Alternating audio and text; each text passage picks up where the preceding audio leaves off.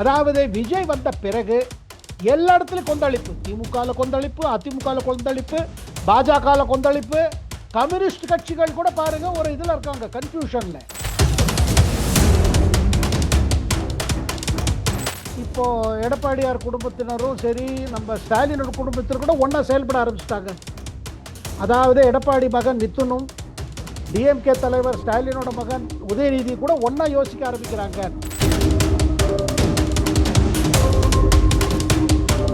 அதாவதுங்க என்னன்னா, எடப்பாடியார் ஒரு தப்பு செய்கிறார், ஜெயலலிதா பேரை சொல்றாரு.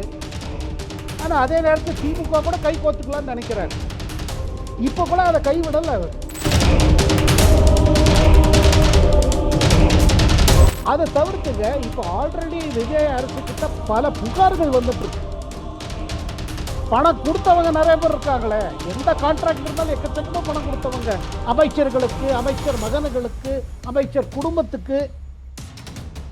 இது மேலெல்லாம் நடவடிக்கை கட்டாயம் எடுக்க போறாரு.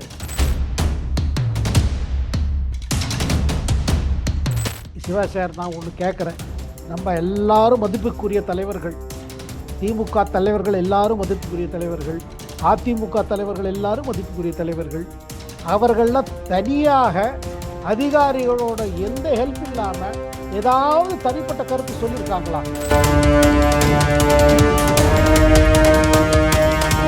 பாருங்க, ஒன்றும் இல்லைங்க. இப்போ மின்சார வெட்டு வச்சுன்னு என்ன இது நடக்குது?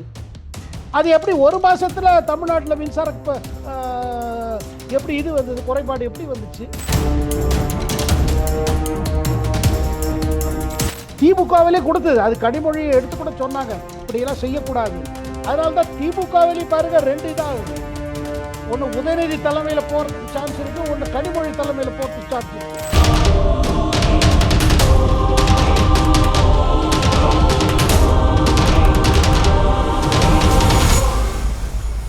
ரியல் ஒன் நண்பர்கள், உறவுகள் அனைவருக்கும் வணக்கம். இன்று நம்மோடு இருப்பவர் மூத்த பத்திரிகையாளர் டெல்லி சேகர் ஐயர் அவர்கள். வணக்கம் சார். வணக்கம் சிவா சார். வணக்கம். இப்போ தமிழக வெற்றி கழகத்துடைய ஆட்சி மீது திமுக உள்ளிட்ட எதிர்கட்சிகள் முன்வைக்கக்கூடியது என்ன அப்படின்னா, தமிழ்நாட்டில் இப்போது நடக்கக்கூடிய விஷயங்கள் விஜய் அவர்களுக்கு தெரியல, ஐஏஎஸ் ஐபிஎஸ் ஆட்சி தான் நடந்து கொண்டிருக்கிறது அப்படிங்கிற விமர்சனத்தை முன்வைக்கிறாங்க. நீங்க இதை எப்படி சார் பாக்குறீங்க? எங்க ஸ்டாலின் ஆட்சி என்ன ஆட்சி சொல்லுங்க?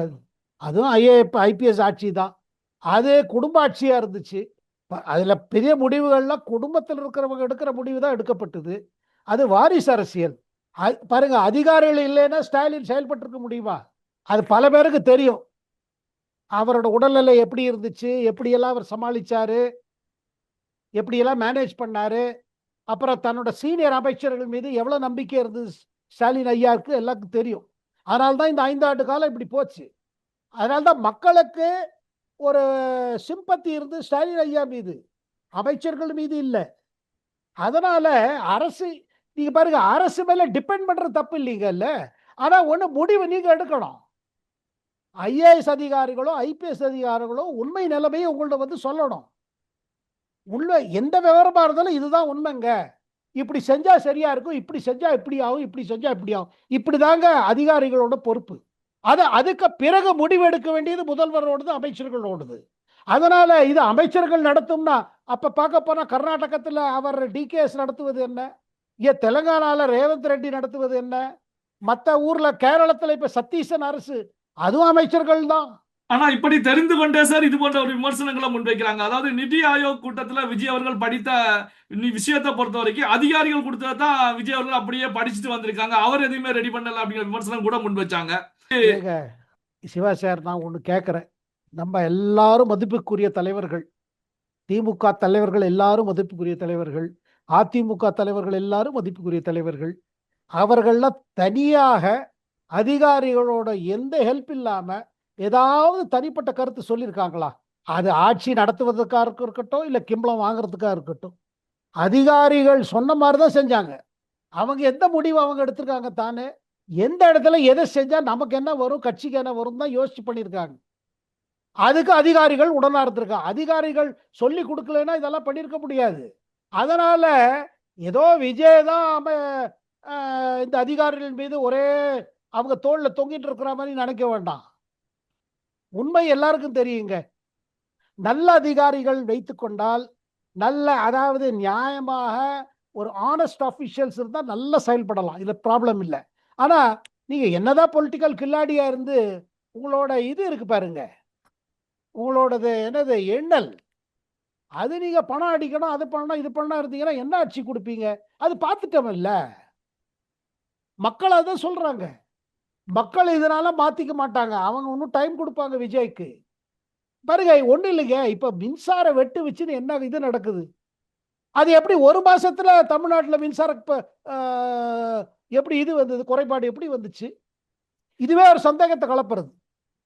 அப்படி 200 சப்ஸ்டேஷன் போட வேண்டியிருந்தால் கடந்த 5 ஆண்டு காலத்தில் ஏன் போடவில்லை? அப்ப என்ன பண்ணிட்டீங்க இருந்த? அப்ப என்ன பண்ணிருந்தீங்க? ஒண்ணுமே பண்ணல நீங்க.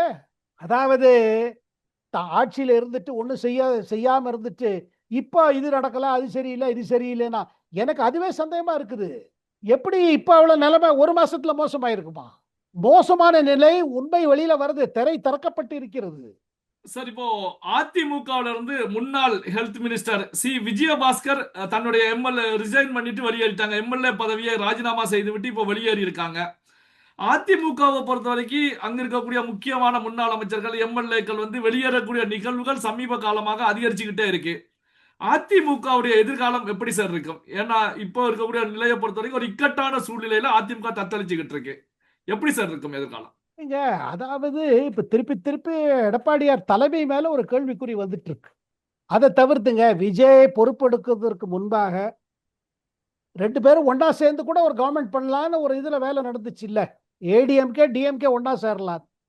இப்ப நாம கேள்விப்படுது என்னன்னா, இப்போ எடப்பாடியார் குடும்பத்தினரும் சரி, நம்ம ஸ்டாலினோட குடும்பத்தினர் கூட ஒண்ணா செயல்பட ஆரம்பிச்சிட்டாங்க. அதாவது எடப்பாடி மகன் மிதுனும் டிஎம்கே தலைவர் ஸ்டாலினோட மகன் உதயநிதி கூட ஒண்ணா யோசிக்க ஆரம்பிக்கிறாங்க. இப்ப காங்கிரஸ்ல ராகுல் காந்தி சொல்றாரு, திருப்பியும் எல்லா காங்கிரஸ் ஒண்ணா வந்துடலாம், திரிணாமுல் காங்கிரஸ், சரத்பவார் காங்கிரஸ். அந்த மாதிரி போ விஜயோட வெற்றி நடை அதிகமாயிட்டே போயிருந்ததுன்னா இந்த திராவிட கட்சிகள்லாம் ஒன்னாயிடுமோ, வைகோ தவிர்த்து. அதாவது திமுகலேருந்து வந்த கட்சிகள்லாம் இனிமே சர்வைவல், எப்படி நம்ம பொழைக்க போறோம் அந்த மாதிரி ஒரு கவலை வந்துருச்சு.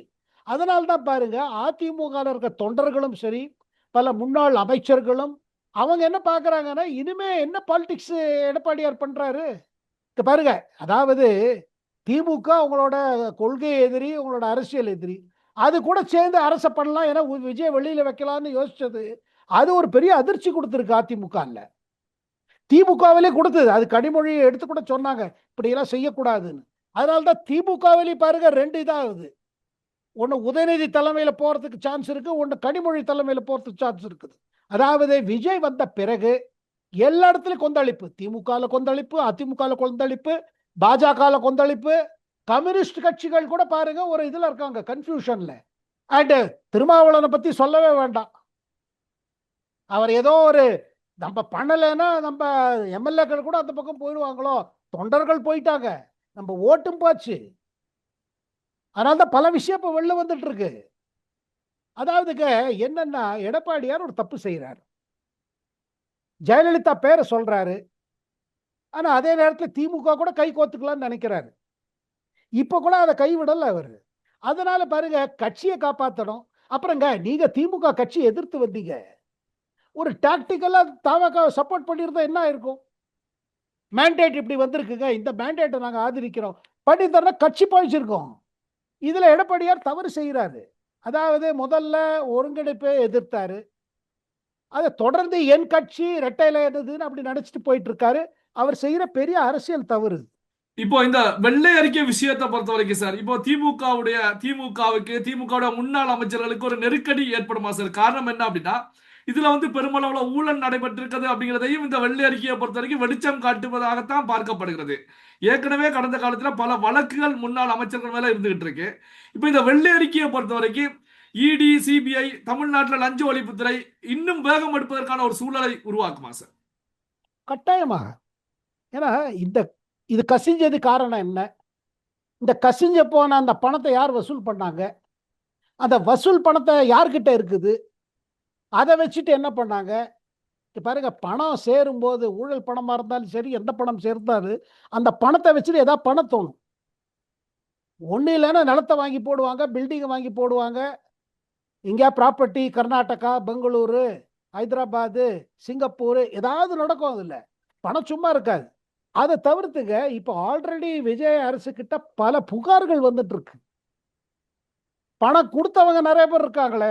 எந்த கான்ட்ராக்ட் இருந்தாலும் எக்கச்சக்கமா பணம் கொடுத்தவங்க, அமைச்சர்களுக்கு, அமைச்சர் மகன்களுக்கு, அமைச்சர் குடும்பத்துக்கு. இது மேலெல்லாம் நடவடிக்கை கட்டாயம் எடுக்க போறாரு. அதாவது என்னன்னா முள்ள பண்ணணும்னு பாக்குறாரு அவர். ப்ரூஃப் எவிடன்ஸ், ஏன்னா எவிடன்ஸோட போனோம். ஏன்னா எவிடன்ஸ் இல்லைன்னா அது வந்து பழி வாங்குற அரசியல் ஆயிட்டு அது பேக் ஃபயர் ஆகலாம். அப்புறம் இந்த மாதிரி செய்யும் போது இன்னொரு விஷயம் ஆகுது சிவா சார். விஜய் தன்னோட அமைச்சர்களுக்கு ஒரு மெசேஜ் கொடுக்கிறார். இந்த மாதிரி நடவடிக்கை முன்னாள் அமைச்சர்கள் மீது நாங்கள் எடுக்க போகிறோம் என்றால் நீங்களும் ஜாக்கிரதைன்னு. திருப்பி திருப்பி விஜய் கேபினெட் மீட்டிங்ல சொல்வது என்ன? ஜாக்கிரதையா இருங்க, யார்கிட்ட பழகிறீங்க, யாரை பக்கத்துல வச்சிருக்கீங்க, அவங்க மேல ஒரு கண்காணிப்பு இருக்கட்டும். ஏன்னா இது அந்த அரசுல வந்து உட்கார்ந்தாச்சு, அமைச்சர் ஆயாச்சுனால இதெல்லாம் வந்துருவாங்க. உங்களுக்கு இவ்வளவு தந்துடும், உங்களுக்கு இவ்வளவு தந்துடும், இதை பண்ணி கொடுத்துருங்க, அது பண்ணி கொடுத்துருங்க. ஆனா ஒண்ணுங்க, இது சிவா சார், நம்ம அது டிவிக்கு அரசியலா டிஎம்கே அரசியலா பார்க்காம பொருளாதார ரீதியில பார்த்தீங்கன்னா இது ஒரு நல்ல முடிவு. அறிக்கைக்கு பிறகு, இந்த வெள்ளை பேப்பர் அறிக்கை, ஒயிட் பேப்பருக்கு பிறகு ஒரு எல்லாருக்கும் டிபார்ட்மெண்ட்ல, எல்லா டிபார்ட்மெண்ட்லயும் ஒரு ஒரு புது உணர்ச்சி வரும். எதுக்கு செலவு செய்கிறோம், எப்படி செலவு செய்கிறோம், அந்த செலவு மூலமாக தமிழ்நாடு மக்கள் எப்படி பயன் பெறுகிறார்கள், தமிழ்நாடு அரசுக்கு என்ன பயன் இருக்கிறது, இந்த 3 கேள்வியை வைத்துக் கொண்டுதான் இனிமே பல நடவடிக்கைகள், பல திட்டங்கள் செயல்படும். பல்வேறு முக்கியமான தகவல்கள், செய்திகளை நம்முடைய உறவுகளுடன் பகிர்ந்து கொண்டதற்கு நன்றி சார். நன்றி, வணக்கம் சிவா சார், வணக்கம்.